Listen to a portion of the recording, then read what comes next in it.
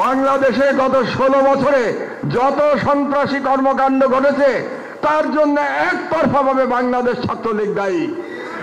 এই যে ছাত্র জনতার বিপ্লবে হাজার হাজার ছেলে মেয়েকে হত্যা করা হয়েছে, আবু সাইদকে হত্যা করা হয়েছে, মুগ্ধকে হত্যা করা হয়েছে, এই হত্যাকারীর মধ্যে পুলিশ ছিল এবং ছাত্রলীগের গুন্ডা বাহিনী ছিল। 7 ডিমান্ডস। 1 নম্বর ডিমান্ড, ছাত্র জনতার বিপ্লবে আহতদের দেশে ও বিদেশে যথাযথ চিকিৎসা এবং পুনর্বাসনের জন্য অনতিবিলম্বে একটি কমিটি গঠন করতে হবে। আমি ইউনূস সরকারকে আমার অভিজ্ঞতা থেকে একটা সাজেশন দিতে চাই। নেয়া না নেয়া ডক্টর ইউনূসের ব্যাপার। এই কমিটিটা 4 জন ব্যক্তির সমন্বয়ে আপনি করেন।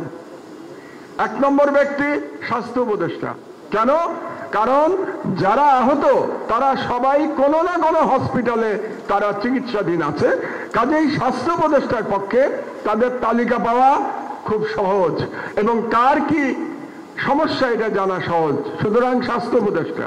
2 নম্বর অর্থ উপদেষ্টা ডক্টর সালাউদ্দিন, কারণ তাদের দেশে বিদেশে চিকিৎসা এবং পুনর্বাসনের জন্য টাকা লাগবে, সেই টাকার বিষয়টা অর্থ মন্ত্রণালয়কে দেখতে হবে, কাজে কোঅর্ডিনেশনের জন্য অর্থমন্ত্রী লাগবে।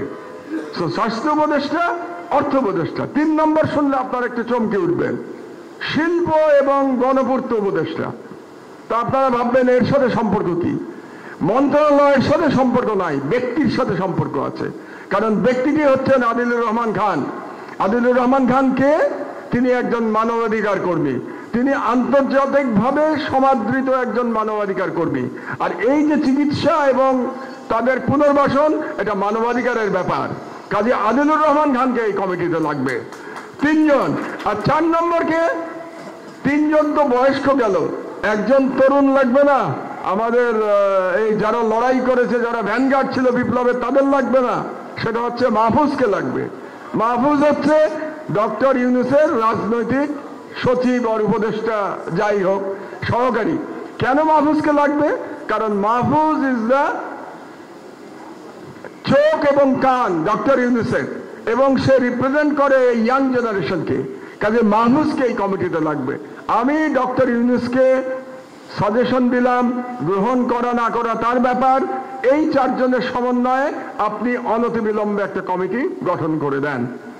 2 নম্বর, বাংলাদেশ ছাত্রলীগকে অনতিবিলম্বে এই সপ্তাহের মধ্যে একটি সন্ত্রাসী সংগঠন ঘোষণা করে বেআইনি ঘোষণা করতে হবে, নিষিদ্ধ করতে হবে।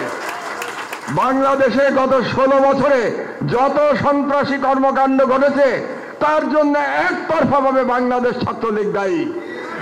এই যে ছাত্র জনতার বিপ্লবে হাজার হাজার ছেলে মেয়েকে হত্যা করা হয়েছে, আবু সাইদকে হত্যা করা হয়েছে, মুগ্ধকে হত্যা করা হয়েছে, এই হত্যাকারীর মধ্যে পুলিশ ছিল এবং ছাত্রলীগের গুন্ডা বাহিনী ছিল।